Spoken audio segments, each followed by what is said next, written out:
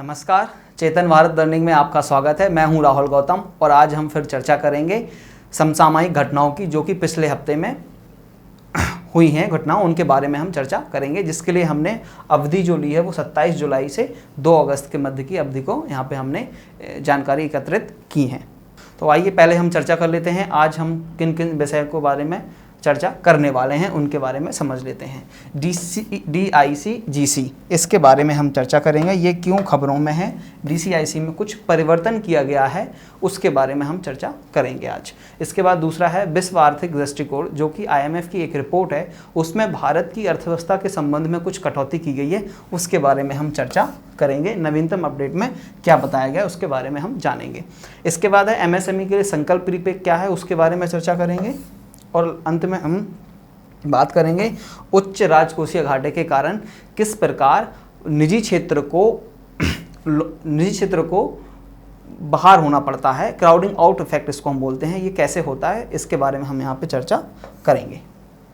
यहाँ पे हमने आर्टिकल रेफरेंस लिया हुआ है, द हिंदू और इंडियन एक्सप्रेस में ये आर्टिकल थे जिनको हमने रेफरेंस लिया है, इसी के संबंध में हम चर्चा करने वाले हैं।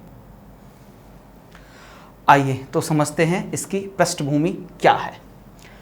अभी हमने देखा कि Punjab Maharashtra bank PMC, Punjab Maharashtra cooperative bank, जिसको हमने शॉर्ट में PMC बोला है, PMC बैंक, येस बैंक और इसके अलावा लक्ष्मी विलास बैंक, इन तीनों बैंकों में क्या हुआ, भारतीय रिजर्व बैंक के द्वारा स्थगन लगा दिया गया, मोरेटोरियम लगा दिया गया। मतलब क्या हुआ कि इनके डिपॉजिटर्स जो थे, जमाकर्ता जो व्यक्ति थे, इसमें जिन लोगों ने अपना पैसा इन बैंक्स में रखा हुआ था, उनको बोला कि आप पैसा नहीं निकाल सकते।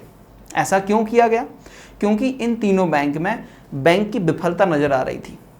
इन लोगों ने, बैंक का जो काम क्या होता है, बैंक आपसे डिपॉजिट लेता है, जमा लेता है, पैसे स्वीकार करेगा आपसे बैंक, और उसके बदले में वो फिर उस पैसे को आगे ऋण के माध्यम से किसी को ऋण दे देता है।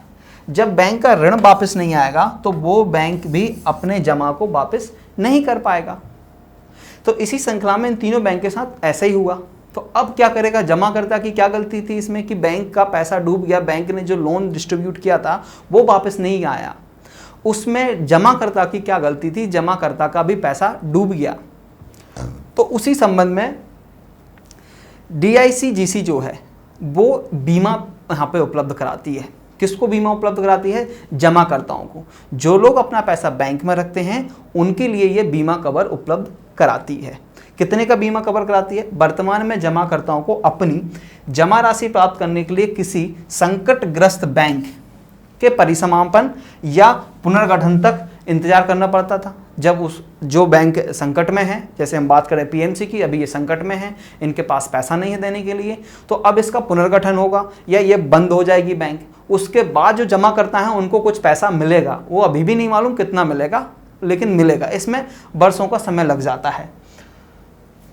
तो इसके लिए एक हो गया मुद्दा। दूसरा, तो इसीलिए केंद्रीय मंत्रिमंडल ने बुधवार को RBI द्वारा लगाए गए स्थगन के तहत आने वाले बैंक में 90 दिनों के भीतर खाता धारक को 5 लाख रुपए तक की धनराशि प्रदान करने के लिए कानूनों में बदलाव किया। अभी क्या बोला कि साहब आपको जो पुनर्गठन और परिसमापन में समय लगता, इसमें वर्षों का समय लग जाता। तो जब तक जमाकर्ता इंतजार नहीं करेगा, उसको पैसे की ज़रूरत हो सकती है, उसका पैसा उसको वापस मिलना चाहिए। तो केंद्रीय मंत्रिमंडल ने क्या प्रस्ताव दिया है कि भाई जो भी पैसा है वो 90 दिन के अंदर, कहाँ से 90 दिन? बोला जिस दिन से भारतीय रिजर्व बैंक स्थगन लगाएगी, मतलब मोरेटोरियम जिस दिन से लगाएगी, प्रतिबंध जिस दिन से लगा देगी, उस दिन से 90 दिन के भीतर ये पैसा वापस करना रहेगा बैंक्स को। किसको? अपने जमाकर्ताओं को। और उसमें लिमिट क्या दी है? बोला कि 5 लाख रुपए तक की ही राशि इसमें वापस की जाएगी। इसके पहले ये 1 लाख रुपए थी, उसके पहले 30,000 रुपए थी। ठीक है, तो अभी लेकिन ये लिमिट 5 लाख रुपए कर दी है और बोला है कि 90 दिन के अंदर इसको वापस करना रहेगा। अभी इसको जो संसद का मानसून सत्र चल रहा है उसमें इसको पास कराने की बात की जा रही है।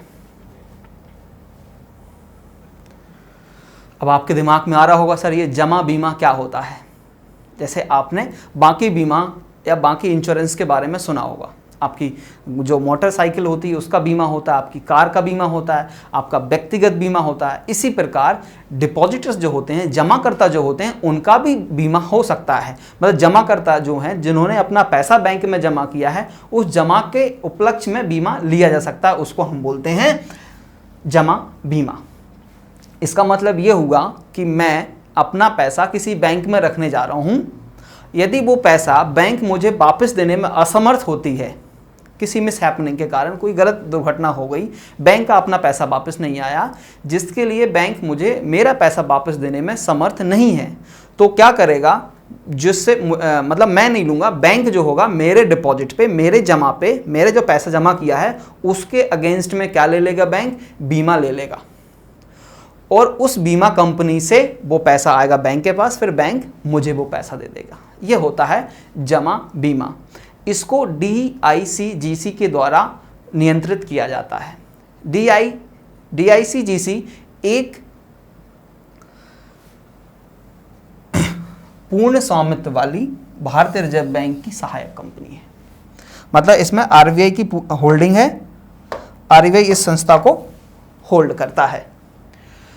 क्या है इसके बारे में और समझ लेते हैं। वर्तमान में भारत में किसी बैंक के विफल होने की अप्रत्याशित स्थिति में एक जमाकर्ता के पास बीमा कवर के रूप में प्रति खाता, एक खाते पे 5 लाख रुपए का दावा मिलेगा आपको, है ना। सपोज आपके PMC बैंक, पंजाब महाराष्ट्र और कोऑपरेटिव बैंक में आपका अकाउंट था और उस अकाउंट में आपके 7 लाख रुपए जमा थे, तो क्या बोला गया कि आपको 5 लाख रुपए तक ही उसमें बीमा कवर मिलेगा। यहाँ पे प्रति व्यक्ति खाते की बात चल रही है, एक व्यक्ति पे एक खाता। इसके बाद है प्रति जमा करता 5 लाख रुपए का cover deposit insurance and credit guarantee corporation, जिसको हम DICGC बोलते हैं, द्वारा प्रदान किया जाता है, जो कि भारतीय रिजर्व बैंक की एक पूर्ण स्वामित्व वाली सहायक कंपनी है। रिजर्व बैंक की कंपनी है, रिजर्व बैंक ही इसको शासित करता है कि जिन जमाकर्ताओं के खाते में 5 लाख रुपए या उससे अधिक राशि है, तो 5 लाख रुपए तक ही आपको बीमा कंपनी के द्वारा दिया जाएगा। यहाँ पे बीमा कंपनी DICGC है। यहाँ तक देख लिया। इसके बाद बैंकों में इक्विटी और बॉन्ड, अब जैसे बैंक में या आप इक्विटी या शेयर मार्केट की हम बात करें या बॉन्ड मार्केट की बात करें, वहाँ पे अगर आप पैसा लगाते हो तो किसी तरह के कोई भी बीमा नहीं उपलब्ध होता है। किसी कंपनी के डूबने की स्थिति में आपका पूरा पैसा डूब जाता है। बैंक में इक्विटी और बॉन्ड निवेशों के विपरीत, जहां जमाकर्ताओं बैंकों के पास रखे गए अपने फंड पर सबसे अधिक सुरक्षा का आनंद लेते हैं, वही बैंक के ढहने की स्थिति में जोखिम का एक तत्व हमेशा उनकी जमा राशि पर रहता है। बोला बैंकों में ये सुरक्षा मिल गई है, आपको 5 लाख रुपए तक की सुरक्षा प्रदान कर दी गई है, जो कि कहीं और पे अन्यत्र उपलब्ध नहीं है। जमा बीमा क्या है, इसके बारे में और जान लेते हैं।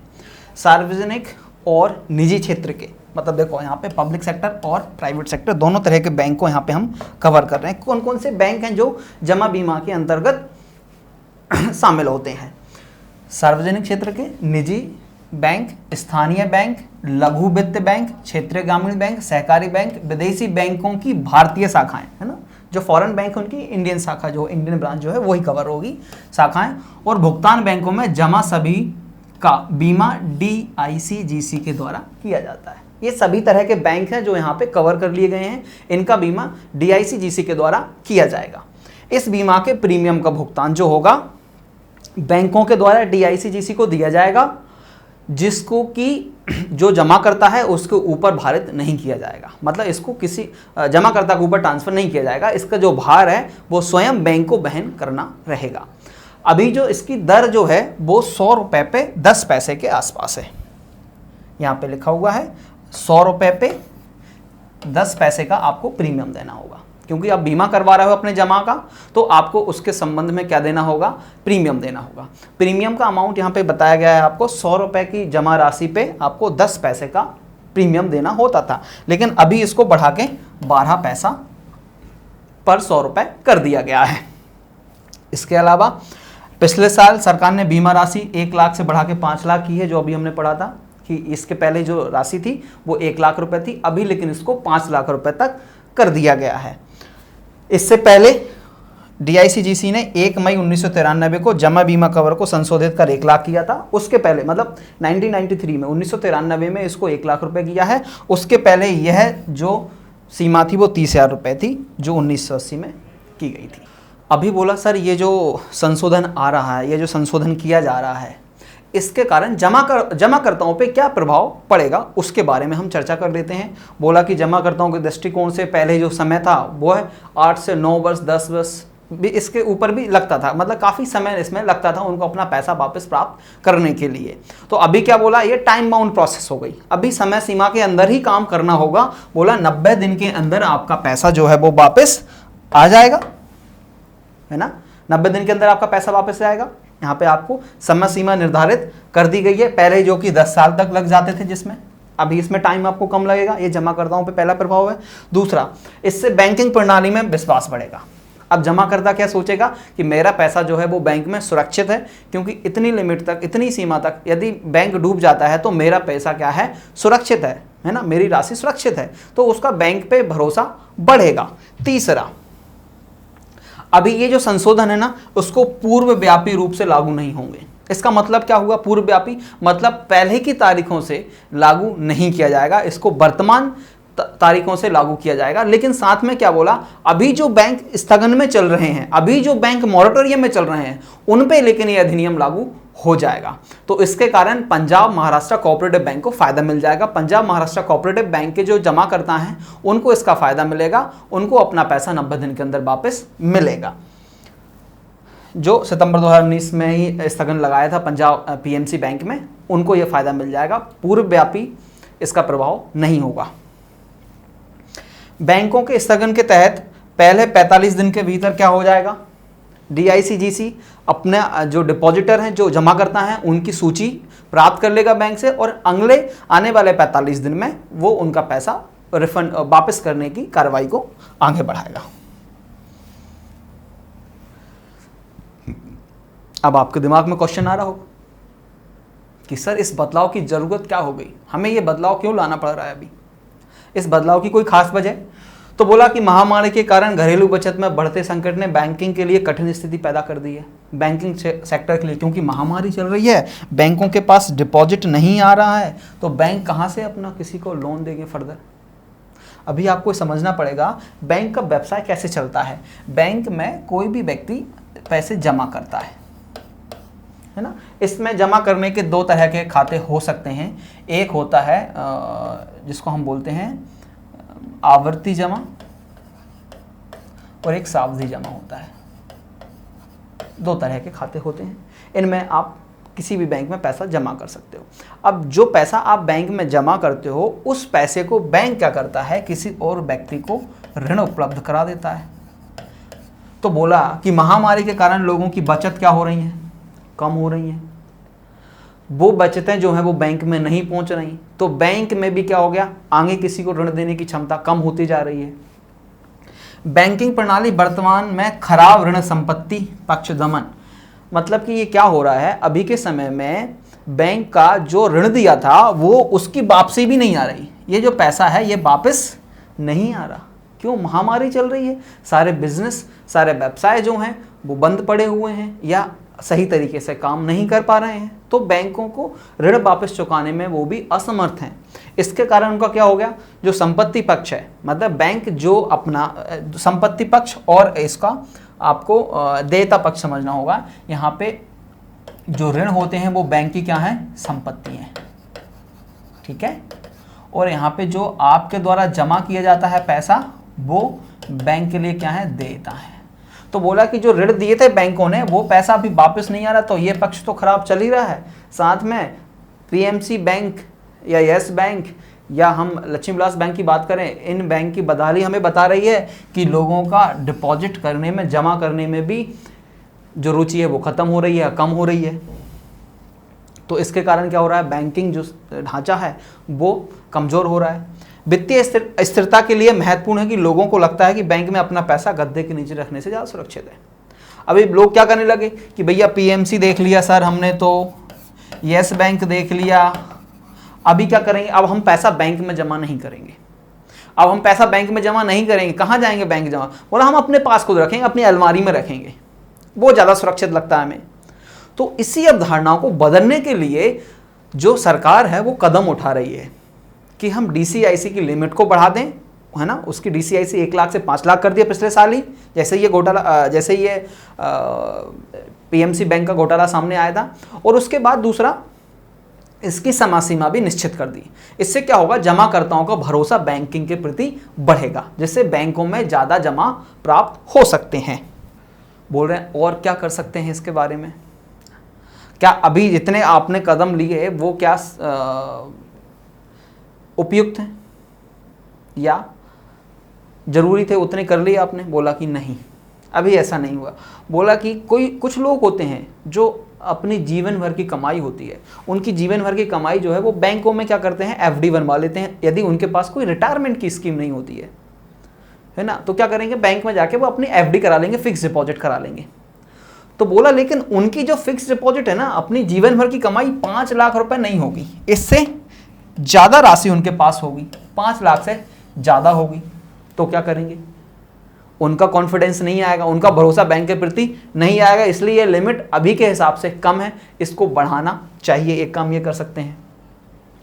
और दूसरा क्या कर सकते हैं, RBI क्या कर सकता है, अपनी निरीक्षण जो है उसको इतना जबरदस्त रखे कि किसी भी तरह से कोई भी बैंक जो है वो समाप्त ना हो, कोई भी बैंक जो है कोलैप्स ना हो। बैंक यहाँ पे कोई किसी भी स्थिति में बंद नहीं होना चाहिए। RBI को अपना निरीक्षण इतना अच्छा रखना चाहिए। इसके अलावा जिस तरह नवीनतम संशोधन में भविष्य में DICC को बैंकों के द्वारा भुगतान किए गए प्रीमियम को बढ़ाने के लिए एक सक्षम प्रावधान है, मुद्रास्फीति और प्रति व्यक्ति आय प्रवृत्तियों के अनुरूप बीमित जमा सीमा को बढ़ाने के लिए होना चाहिए। बोलो यहाँ पे आप जो है ना, राशि अभी के लिए ठीक है, लेकिन आगे जैसे जैसे मुद्रास्फीति बढ़ेगी, बाकी चीज़ें आगे बढ़ती जाएंगी, आपको इस लिमिट को भी आगे के लिए रिवाइज करना चाहिए। ये भविष्य के लिए बात हो गई।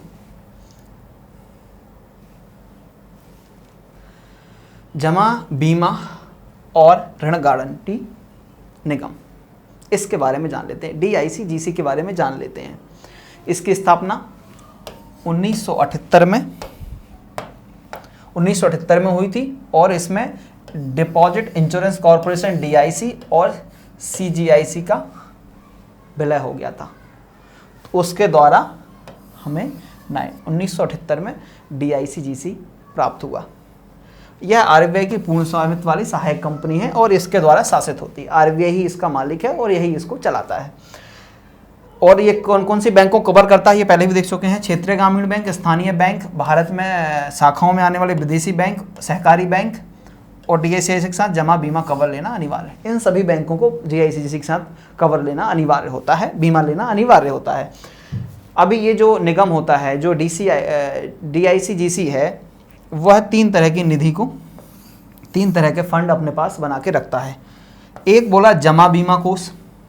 जमा बीमा कोष क्या है, जो जमाकर्ताओं का बीमा किया जा रहा है उसके लिए बनाया जाता है ना, जमाकर्ताओं के द्वारा बीमा लिया जा रहा है।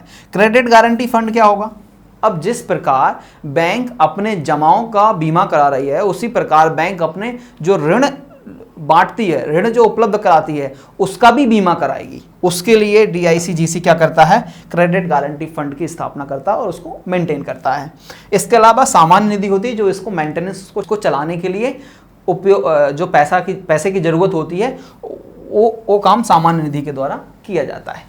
DICGC में किन प्रकार की राशियों को कवर किया जाता है, तो यहाँ पे बोल रहे हैं DICGC निम्नलिखित प्रकार की जमा राशियों को छोड़कर, मतलब जो नीचे लिखी गई हैं इन राशियों को छोड़कर सभी राशियों का बीमा करता है, जिसमें जैसे कि बचत, सावधि, चालू, आवर्ती आदि का बीमा करता है।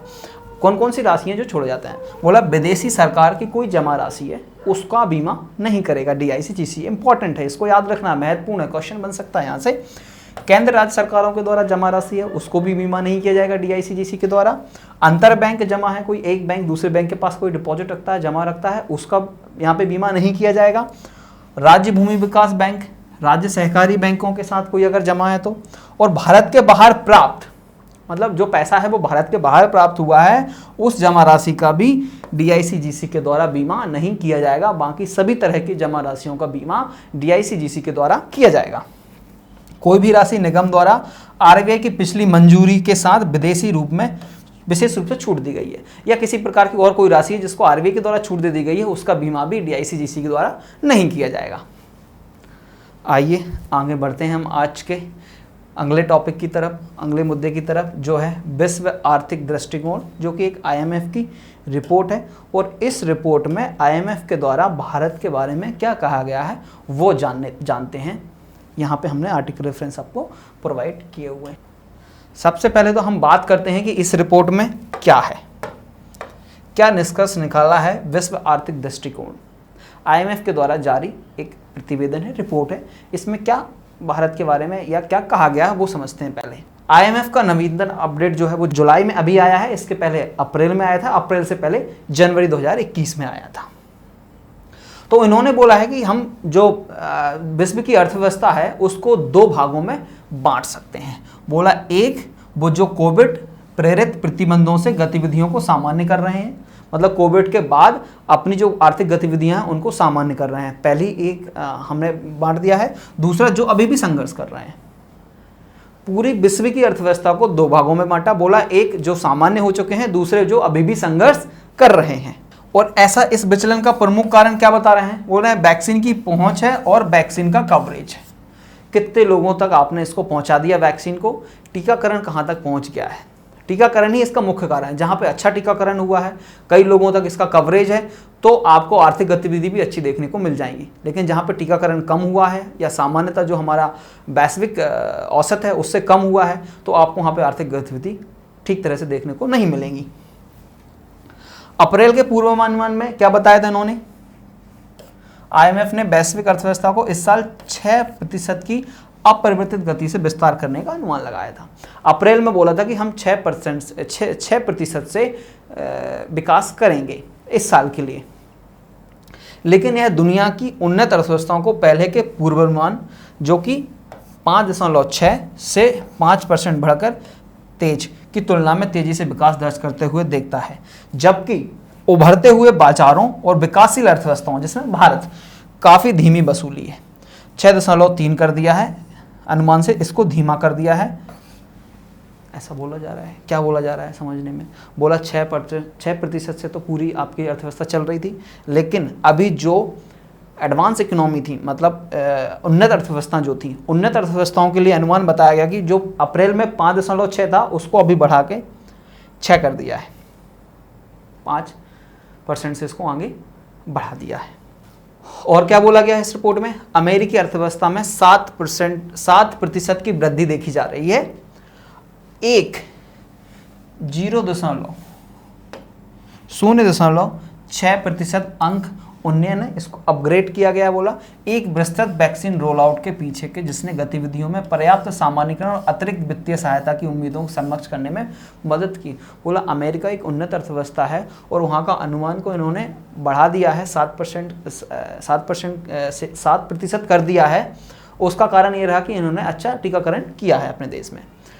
भारत को सबसे बड़े क्या बोला, भारत के लिए बोला 3% घटा दी, जो अप्रैल में 12% थी, अभी उसको कितना कर दिया, 12.5% थी अप्रैल में, उसको 9.5% कर दिया। मतलब अप्रैल तक बोल रहे थे, जनवरी में बोला था भारत की अर्थव्यवस्था बहुत अच्छा रिकवर कर रही है, भारत की अर्थव्यवस्था ने बहुत अच्छे से तरीके से काम किया है, इनको कोरोना के कारण किसी प्रकार की ज़्यादा समस्याएं नहीं हुई। और यह बात उन्होंने अप्रैल में ही बोली, अप्रैल में भी अनुमान बढ़ा दिया था। लेकिन अभी जुलाई आते आते क्या बोलने लगे कि भारत की अर्थव्यवस्था की रिकवरी है वो धीमी है, और उनकी जो रेट है, विकास दर है, वो कितनी कर दी, 12.5 से 9.5% कर दी जुलाई में। ये अभी का अपडेट है। इसका कारण क्या बोला कि भैया जो दूसरी लहर थी वो काफ़ी गंभीर थी, और इसमें रिकवरी के जो है लोगों को रिकवरी के लिए विश्वास नहीं है। अभी भी दूसरी लहर आई, तीसरी लहर की हम बात कर रहे हैं, अभी वो आने वाली है, तो आर्थिक गतिविधि सही तरीके से नहीं हो पा रही हैं। अब बात कर लेते हैं कि धीमी है। एक तो दूसरी लहर थी जिसके कारण भारत की अर्थव्यवस्था में रिकवरी जो है उसका रिकवरी का अनुमान कम किया है आईएमएफ ने, और उसका पहला कारण तो बोला कि दूसरी लहर जो थी वो है, और दूसरा कारण क्या बोला, धीमा टीकाकरण। टीकाकरण की बात कर लेते हैं, क्या है स्थिति अभी टीकाकरण की। बोला कि भारत में अभी तक पूरी तरह से 7% लोगों को टीका लग गया है, फुल्ली वैक्सीनेटेड हो गए हैं ये लोग, मतलब इनको दोनों डोज लग चुके हैं। लेकिन बोला कि ये वैश्विक जो औसत है उससे काफ़ी पीछे है। वैश्विक औसत कितना है? 14% बोला, और अभी हम कहाँ पे हैं? 7% पे हैं। और बोला ब्राज़ील 18%, इससे तो बहुत पीछे हैं। इसके अलावा अमेरिका और यूके की हम बात कर रहे हैं तो बोल रहे हैं कि 50 और 55% ये उन्नत अर्थव्यवस्थाएं हैं जिन्होंने अपने देश में टीकाकरण आधे से ज़्यादा कर लिया है। ये हर्ड इम्यूनिटी की स्टेज में पहुंच चुके हैं। अब और क्या बोला? आईएमएफ ने जनवरी में अपनी निर्णायक कार्रवाई के लिए भारत की प्रशंसा की थी जब उसने मार्च 2022 में समाप्त होने वाले वित्तीय वर्ष के लिए 11.5 की वृद्धि का अनुमान लगाया था जनवरी में। अप्रैल में उस अनुमान को बढ़ाकर 12.5 किया, और अभी जुलाई में क्या हुआ? जुलाई में बोल रहे हैं कि 9.5 से आप रिकवरी करो। तो ये हमें दिख रहा है कि यहाँ पे हम यहाँ से यहाँ तो बढ़ रहे थे, लेकिन यहाँ पे आके हम कम हो गए हैं। यह है कि अब इसने अपने दृष्टिकोण को इतना कम कर दिया है कि दर्शाता है कि दूसरी लहर से किस हद तक गति को गंभीर रूप से प्रभावित किया है। बोल रहे हैं कि अभी हमने देखा कि सेकंड लहर ने हमें कितनी तरीके से प्रभावित कर दिया कि हमारी जो ग्रोथ रेट थी, जो हमारी विकास दर थी, 12.5 से 9.5 पे आ गए हम 3 महीने के अंदर। ये सिर्फ और सिर्फ हुआ दूसरी लहर के कारण, और दूसरा कारण कि हमने टीकाकरण है वो सही तरीके से नहीं किया। टीकाकरण की जो गति है बहुत धीमी है। अभी भी हमारे साथ क्या समस्याएं हैं? बोला मुद्रास्फीति जो है, महंगाई वो लगातार बढ़ती जा रही है, और अभी भी मांग में तेजी है, और अधिक राजकोष समर्थन के लिए राजनीतिक हूँ।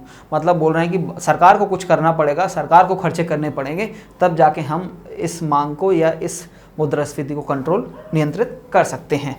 और क्या बोल रहे हैं? सबसे महत्वपूर्ण बात यह है कि भारतीय नीति निर्माता जो है, मतलब भारत सरकार जो है, वो वैक्सीन के रोल आउट में तेजी लाना, वैक्सीनेशन हमें तेजी से करना पड़ेगा, तो हम अर्थव्यवस्था की गति को भी तेजी से बढ़ा पाएंगे। अब देखिए, आप इस चार्ट को ध्यान से देखिए। आईएमएफ के जो अभी हमने बताया उसको जरा टेबल में एक बार हम समझ लेते हैं। यहाँ पे क्या बोला कि जो 3 महीने अप्रैल मई जून इस तिमाही के लिए जो रिपोर्ट आई है, जुलाई में जिस रिपोर्ट आई है, उसके लिए आईएमएफ ने क्या बताया कि भारत ने इन 3 महीनों में नेगेटिव ऋणात्मक 3% से, चाइना ऋणात्मक 0.3, ऐसे देखते जाएंगे। पाकिस्तान हमसे आगे है, United State, United Kingdom, South Africa, इन सब ने पॉजिटिव ग्रोथ किया, धनात्मक विकास की है, जबकि भारत ने ऋणात्मक की है। क्यों? इसका कारण क्या है? दूसरी लहर है। इस समय पे भारत में दूसरी लहर चल रही थी, बाकी के देश दूसरी लहर से निकल चुके थे। वैक्सीनेशन का है, क्या बोल रहे हैं कि भैया यहाँ पे देखो, एडवांस इकोनॉमीज जो हैं, उन्नत अर्थव्यवस्थाएं क्या हैं? 45 यहाँ पे 39.7। इमर्जिंग यहाँ पे आता है हमारा भारत, हम यहाँ पे हैं, इन्होंने इतना कर लिया, और जो विश्व का है वो इतना है। विश्व का कहाँ चल रहा है? 14.2। ये टीकाकरण की बात कर रहे हैं। और जो लो इनकम डेवलपिंग कंट्रीज हैं, जिनको हम जो डेवलप्ड नहीं हुई हैं, जो अविकसित अर्थव्यवस्थाएं हैं, उनके बारे में बात कर रहे हैं। ये तो 1.9 से 1.2 के बीच पे हैं अभी टीकाकरण के मामले में। अब यहाँ पे बात कर रहे हैं पॉलिसी सपोर्ट की, कि कैसे सरकारों ने इस महामारी के दौर में कैसे अपने पैसे को खर्च किया। तो यहाँ पे देख रहे होंगे आप साफ साफ, जो एडवांस इकोनॉमीज हैं, उन्नत अर्थव्यवस्थाएं हैं, उन्होंने 2020 में बहुत सारा पैसा खर्च किया, 2021 में भी पैसा खर्च किया, 2022 के लिए अभी से पैसा खर्च करना इन्होंने चालू कर दिया। लेकिन जो विकासशील अर्थव्यवस्था हैं जैसे कि भारत, इन्होंने पैसा खर्च किया, कम खर्च किया, 2020 में भी कम खर्च किया, 21 में थोड़ा सा खर्च किया, 22 के लिए कोई प्लानिंग नहीं है। ये भी एक अर्थव्यवस्था की रिकवरी के लिए जिम्मेदार है। तो भारत की अर्थव्यवस्था की विकास दर को क्यों डाउनग्रेड किया है, उसके कारण हमें आईएमएफ ने बताए हैं। एक तो वही वैक्सीनेशन वाला बोला कि बाकी उन्नत अवस्था 40% के आसपास हैं और आप अभी 11% के आसपास हो। बाकी बोला दूसरी जो आपकी लहर थी उसने काफ़ी आपको नीचे कर दिया है। और तीसरा कारण बोल रहे हैं, अर्थशास्त्री गीता गोपीनाथ ने लिखा है कि अपेक्षित टीकाकरण दर और सामान्य स्थिति में लौटने से उन्नयन हुआ है, जबकि कुछ देशों में विशेष रूप से भारत में टीके की पहुंच में कमी और कोविड-19 मामलों की नई लहरों के कारण गिरावट आई है।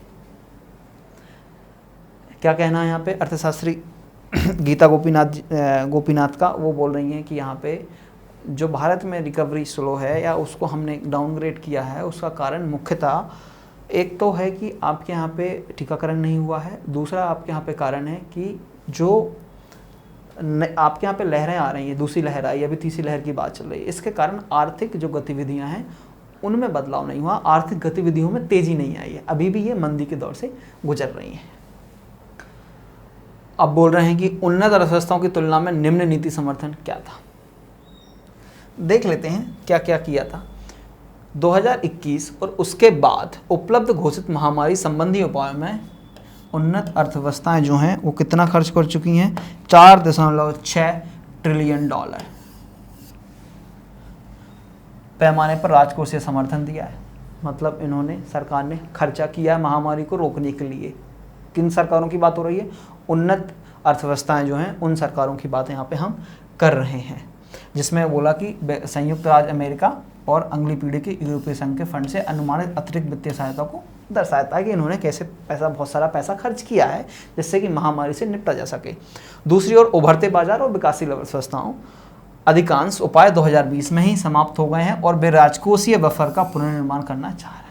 अभी हमारा जो फंड था, भारत सरकार के पास जो पैसा था, विकासशील देशों के पास जो पैसा था, वो 2020 में ही खत्म हो चुका है। 2021 और 2022 के लिए आगे के लिए उनके पास पैसा नहीं बचा, इसलिए राजकोषीय समर्थन इनको प्राप्त नहीं हो पा रहा है। उन्नत अर्थव्यवस्थाओं ने ये 2020 में भी किया, 2021 में भी किया और 2022 के लिए भी उन्होंने खर्चा कर दिया है। इसके साथ साथ और क्या बोल रहे हैं? नीति समर्थन की प्रकृति भी विचलन का कारण है। मतलब जो है भारत सरकार ने या जो विकासशील देश हैं उन्होंने राजकोषीय जो खर्चा है उसको नहीं किया, कम किया है। भारत सरकार का समर्थन, अच्छा ये दो बातें यहाँ पे, रेखा से नीचे और रेखा से ऊपर दो तरह के उपाय होते हैं। एक होता है प्रत्यक्ष रूप से आप सरकार जो है पैसा खर्च कर रही है और दूसरा जो है अप्रत्यक्ष रूप से पैसा खर्च कर रही है। तो भारत सरकार ने जो उपाय अपनाए हैं उसमें अधिकतम ये है कि उन्होंने अप्रत्यक्ष तरीके से अर्थव्यवस्था को समर्थन किया है, ना कि प्रत्यक्ष रूप से।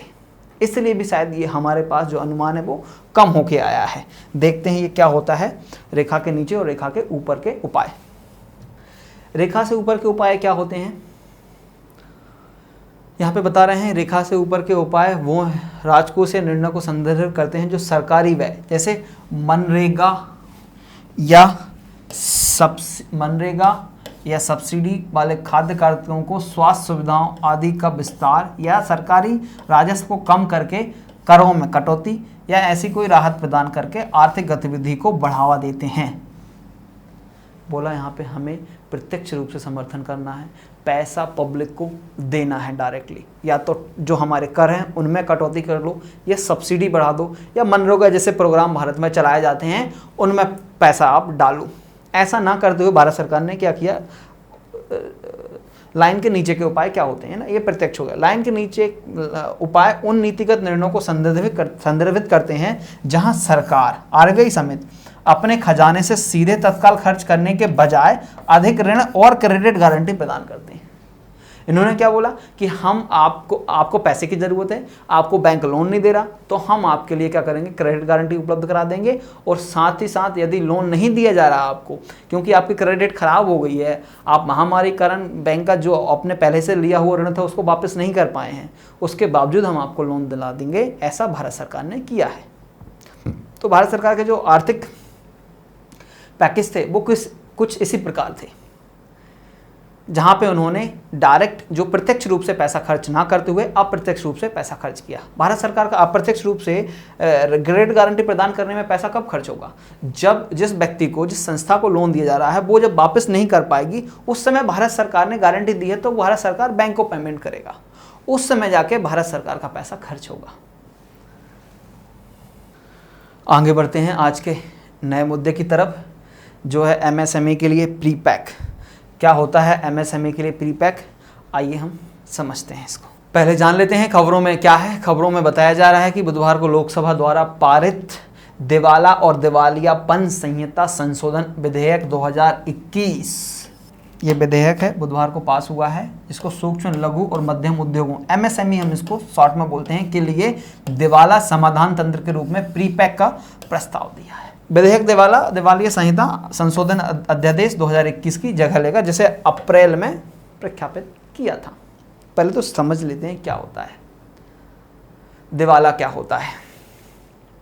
इसको हम शॉर्ट में IBC बोलते हैं, इंसॉल्वेंसी एंड बैंकरप्सी कोड। क्या होता है दिवाला, पहले समझते हैं।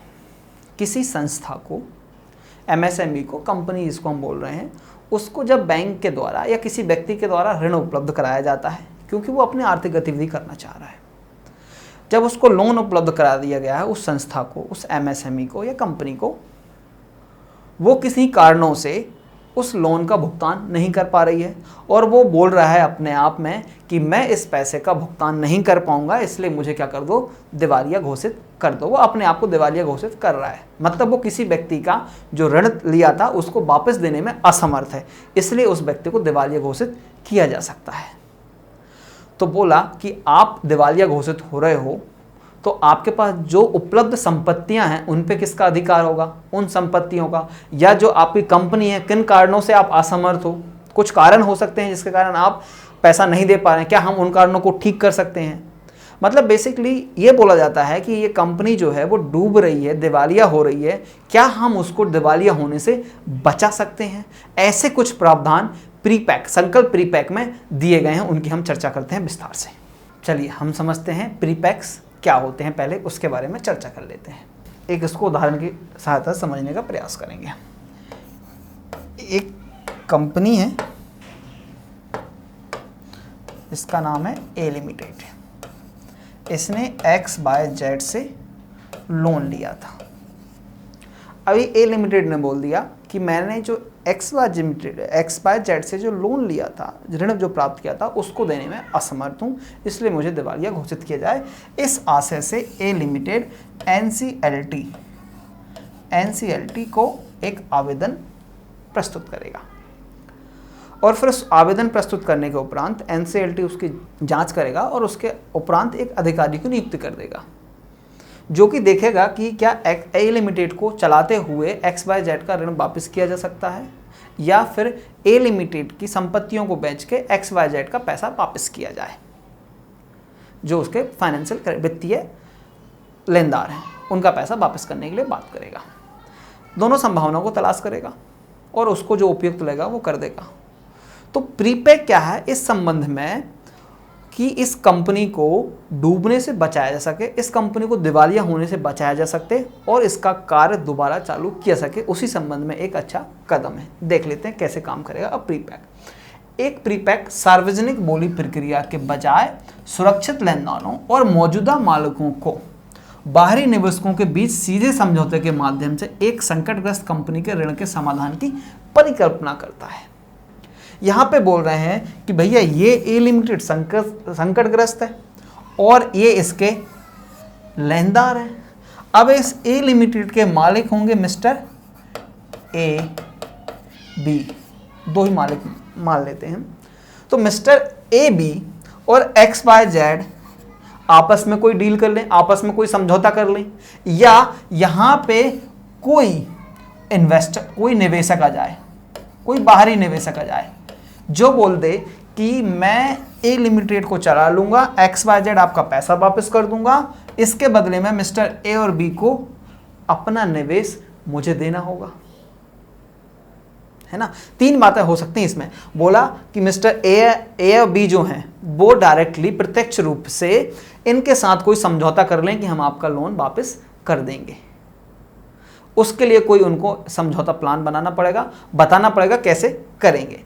दिवाला कार्रवाई की यह प्रणाली पिछले एक दशक से यूनाइटेड किंगडम और यूरोपीय देशों में तो बहुत लोकप्रिय बनी हुई है, इससे काफ़ी सेटलमेंट हो रहे हैं। प्रीपैक के सिस्टम के तहत वित्तीय लेनदार, प्रमोटर, वित्तीय लेनदार कौन होगा, XYZ, प्रमोटर हमारे यहाँ पे मिस्टर A और B, यह संभावित निवेशक, यहाँ से कोई संभावित निवेशक के साथ शर्तों पर सहमत होंगे और national company law tribunal NCLT को समाधान योजना का अनुमोदन प्राप्त करेंगे। ये बना लेंगे अपनी एक समाधान योजना कि किसको ऐसे हम इस समस्या को कैसे निपटान करेंगे, और इस समाधान योजना को एनसीएलटी को दे देंगे। एनसीएलटी इसको क्या करेगा, अनुमोदित करेगा। एनसीएलटी को समाधान योजना प्रस्तुत करने से पहले कम से कम 66% वित्तीय लेनदार जो है ना, कितने 66% को क्या करना पड़ेगा, इसकी मंजूरी देनी पड़ेगी, जो कि कॉर्पोरेट देनदार से संबंधित नहीं है। मतलब जो कॉर्पोरेट देनदार नहीं है उनको छोड़ के 66% वित्तीय लेनदारों को इसकी सहमति देना पड़ेगा कि वो इस बात के लिए सहमत हैं, वो आपस में समझौता करने के लिए तैयार है।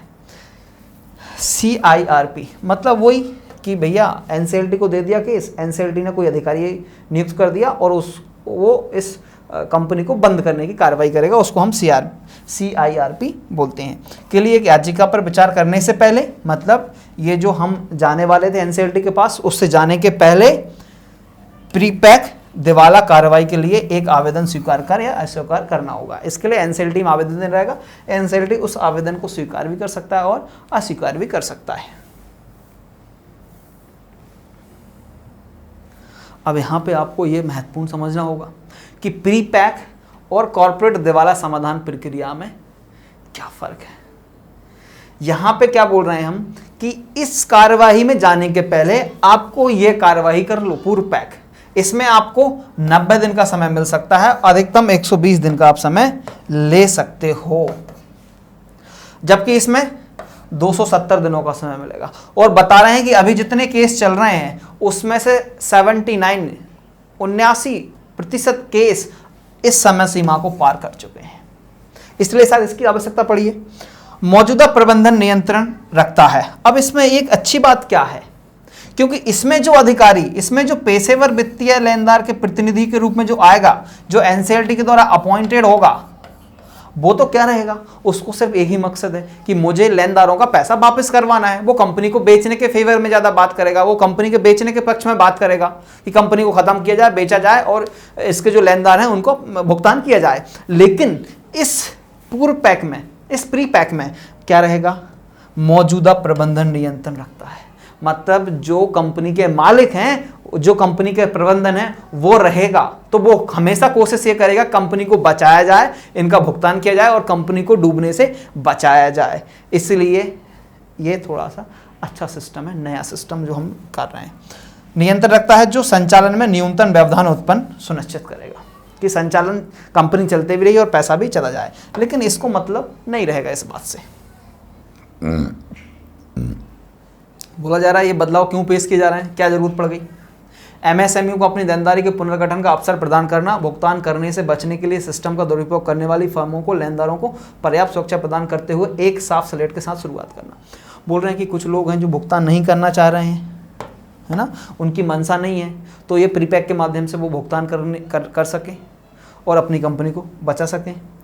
दूसरा क्या बोल रहे हैं, स्विच चैलेंज की अनुमति देता है। अब ये स्विच चैलेंज क्या होता है, स्विच चैलेंज का मतलब क्या है पहले समझ लेते हैं हम। स्विच चैलेंज जैसे कि यहाँ पे 3 है, प्रीपैक में 3 पक्षकार हैं हमारे पास। पहला कौन, कंपनी के मालिक, है ना, वर्तमान मालिक। दूसरे कौन है, लेनदार, वित्तीय लेनदार। तीसरा कौन है, बाहरी निवेशक। अब ये तीनों आपस में मिलकर समझौता कर रहे हैं। यदि बाहरी निवेशक ने कोई अच्छा प्लान दे दिया, कोई अच्छी योजना बना दी, कोई बढ़िया समाधान बना दिया और बोलने लगा कि मुझे दे दो ये कंपनी, मैं इसको ठीक कर दूंगा और आपका भुगतान भी कर दूंगा, कंपनी भी चलती रहेगी, लेकिन इसके बदले में क्या करना पड़ेगा, जो वर्तमान मालिक हैं उनको अपना निवेश छोड़ना पड़ेगा, वो निवेश मुझे देना पड़ेगा। ऐसी योजना दे सकता है बाहरी निवेशक। तो अब क्या करना रहेगा यहाँ पे प्रीपैक में, जो वर्तमान मालिक हैं उनको या तो ये बात माननी पड़ेगी, या वो योजना जो बना के दे रहा है, समाधान बना के दे रहा है बाहरी निवेशक, उस समाधान के हिसाब से अपना समाधान बनाना पड़ेगा या उसके आसपास समाधान को बनाना पड़ेगा। इस प्रीपैक में क्या चुनौतियां हैं, इस प्रीपैक तंत्र में क्या चुनौतियां हो सकती हैं, क्या जो समस्याएं आ सकती हैं, उनके बारे में भी एक नजर डाल लेते हैं। बोल रहे हैं उधारकर्ताओं और संकटग्रस्त फर्मों को समय जो है ना वो कम दिया जा रहा है, 90 दिन और अधिकतम 120। तो इस टाइमलाइन में इस काम को करना एक चैलेंज रहेगा। दूसरा, वर्तमान आरबीआई दिशा निर्देशों के तहत PIRP के माध्यम से ऋण का पुनर्गठन कंपनी के खाते के NPA स्थिति को बैंक के साथ अपग्रेड नहीं करेगा यदि मौजूदा प्रबंध नियंत्रण रखता है। तो मतलब क्या बोल रहे हैं कि आप प्रीपैक तो कर लो, लेकिन आरबीआई के जो दिशा निर्देश है ना, वो क्या बोलते हैं कि भाई जो व्यक्ति पहले से ही क्या है, एनपीए है, पहले से ही डिफॉल्टर है, पहले से ही भुगतान नहीं कर पा रहा, कैसे हम उसके खाते को पुनर्भुगतान के लिए, पुनर्गठन के लिए मंजूरी दे दें। तीसरी बात, पीआईआरपी के तहत संकल्प को प्रेरित करने के लिए खाता स्थिति पर आरबीआई के दिशा निर्देशों का आईवीसी के उद्देश्य के साथ जोड़ा जा सकता है और ऋणदाताओं को संकल्प पर खाता उन्नयन का लाभ दिया सकता है। बोल रहे हैं ये जो बात यहाँ पे जो नहीं हम कर पा रहे थे, उसको काम हम पीआईआरपी में कर सकते हैं, प्रीपैक में नहीं कर पा रहे।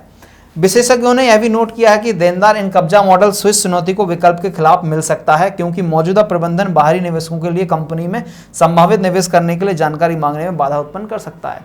बोल रहे हैं कि भैया इसमें जो बाहरी निवेशक की हम बात कर रहे थे, स्विस चैलेंज की हम बात कर रहे थे, उसमें जो वर्तमान मालिक है ना कंपनी के, वो जानकारी साझा नहीं करेंगे, कम जानकारी साझा करेंगे। जानकारी साझा करने में कुछ व्यवधान उत्पन्न कर सकते हैं। चलिए आज का अगला मुद्दा जिसके बारे में चर्चा करेंगे, राजकोषीय घाटे के कारण कोई भीड़ भाड़ नहीं। ये हिंदी का शब्द आ रहा है, भीड़ भाड़ नहीं, इसको हम इंग्लिश में बोलते हैं क्राउडिंग आउट, और इसका दूसरा होता है क्राउडिंग इन। तो व्हाट इज मतलब क्राउडिंग इन इफेक्ट क्या होता है और क्राउडिंग आउट इफेक्ट क्या होता है, इन दोनों की हम चर्चा कर लेते हैं। पहले तो हम बात करते हैं राजकोषीय घाटा क्या है और क्यों हो रहा है। पहले तो आप राजकोषीय घाटा क्या होता समझ लो। सरकार ने एक वित्त वर्ष के दौरान अपने खर्चे ज़्यादा कर दिए और उनकी जो आय है वो कम रही, उसको बोलते हैं हम राजकोषीय घाटा। जैसे कि सरकार ने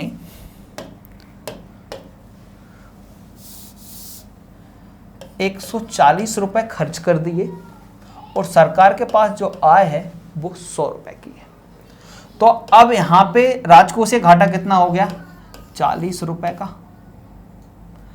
अब बोला कि इस ₹40 की भरपाई जो है वो सरकार कहां से करेगी।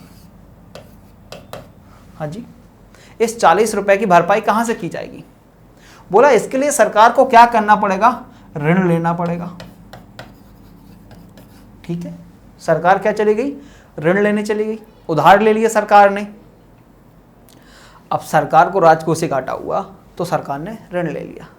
अब यदि ये ऋण सरकार ने ले लिया तो जो निजी व्यवसायी हैं या जो निजी क्षेत्र है उनको ऋण उपलब्ध कम होगा, क्योंकि सरकार ने लोन ले लिया।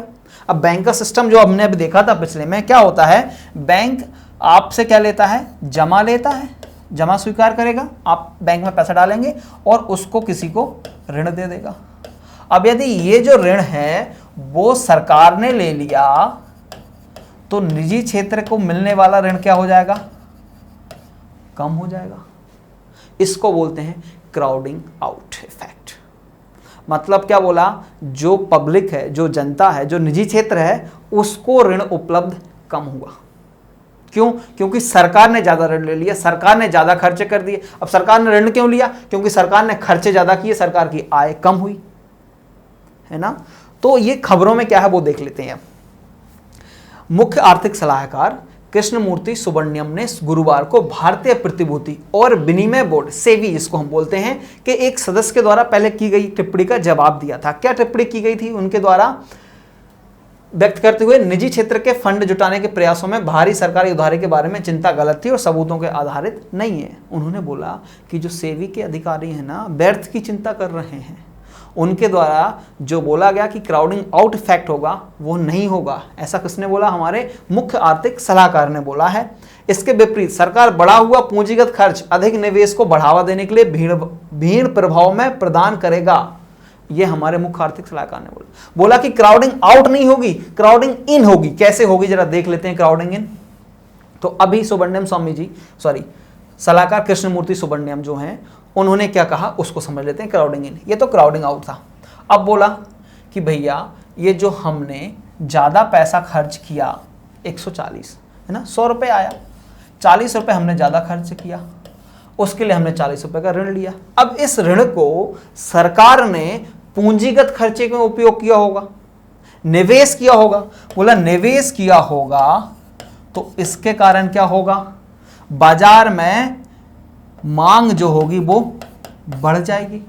बोला मांग बढ़ेगी तो आय बढ़ जाएगी, और आय बढ़ेगी लोगों की तो लोगों की क्या बढ़ जाएगी, बचत बढ़ जाएगी। और बचत कहाँ जाती है, बोला बैंक में जाती है। फिर से बचत कहाँ जाती है, फिर से बैंक में जाती है, जमा के रूप में। अब बैंकों के पास ज्यादा जमा आएगा तो वो ज्यादा ऋण दे पाएंगे, इसलिए निजी क्षेत्र को ज्यादा ऋण उपलब्ध होगा। बोला क्राउडिंग आउट नहीं हो रहा, यहां पे क्राउडिंग इन इफेक्ट हो रहा है, ये बोला मुख्य आर्थिक सलाहकार ने। सेबी के अधिकारी ने क्या बोला था, क्राउडिंग आउट हो रहा है। ठीक है, तो यहाँ पे ये मुख्य आर्थिक सलाहकार का पक्ष है। ये जो अभी मैंने एक्सप्लेन किया था वही यहाँ पे लिखा हुआ है।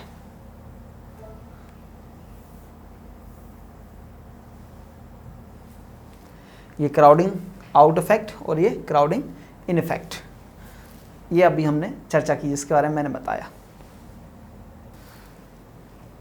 अब अंत में बचते हैं हमारे कुछ बहुविकल्पीय प्रश्न, जिनके उत्तर आपको कमेंट सेक्शन में देने हैं, चेक करने के लिए कि आपने जो टॉपिक कवर किए हैं वो सही तरीके से किए हैं नहीं किए हैं, उनके आप उत्तर लगा पा रहे हैं या नहीं लगा पा रहे हैं।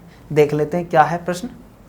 जमा बीमा और ऋण गारंटी निगम के संबंध में निम्नलिखित में से कौन सा या से कथन सही है, आपको बताना है।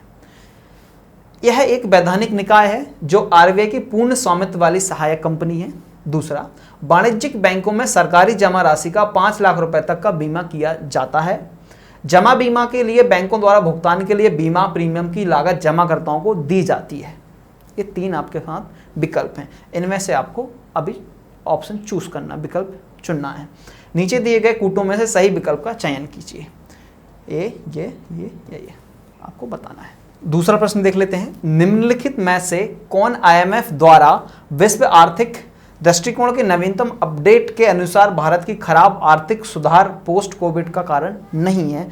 भारत ने अपनी 10% से कम आबादी का टीका लगाया है। दूसरा, भारत की राजकोषीय प्रतिक्रिया उन्नत देशों की तुलना में बहुत कम थी। भारत ने रेखा से ऊपर राजकोषीय प्रतिक्रिया पर अधिक ध्यान केंद्रित किया। इनमें से कोई नहीं। इसके बाद तीसरा प्रश्न है, क्राउडिंग आउट प्रभाव के संबंध में निम्नलिखित में से कौन सा कथन सही है? यह अपने खर्च को पूरा करने के लिए उच्च सरकारी उधारी का परिणाम है। क्राउडिंग आउट प्रभाव का प्रभाव ऋण दरों में वृद्धि है। नीचे दिए गए कूटों में सही विकल्प का चयन आपको करना है और इसके आंसर आपको नीचे कमेंट सेक्शन में बताना है। आज के लिए इतना ही। अगली श्रृंखला में हम फिर मिलेंगे अगले सप्ताह। धन्यवाद। हाय, अगर आपको यह लेक्चर पसंद आया तो हमारे चैनल को सब्सक्राइब कीजिए, और अगर आप यूपीएससी 2021 के प्रीलिम्स के लिए सीरियस हैं तो हमारा क्रैश कोर्स जरूर ज्वाइन कीजिए। कोर्स की डिटेल्स आपको हमारी वेबसाइट, जिसका लिंक डिस्क्रिप्शन सेक्शन में होगा, उस पर मिल जाएंगी। नहीं तो आप हमें कॉल कर सकते हैं नीचे दिए गए नंबर पर।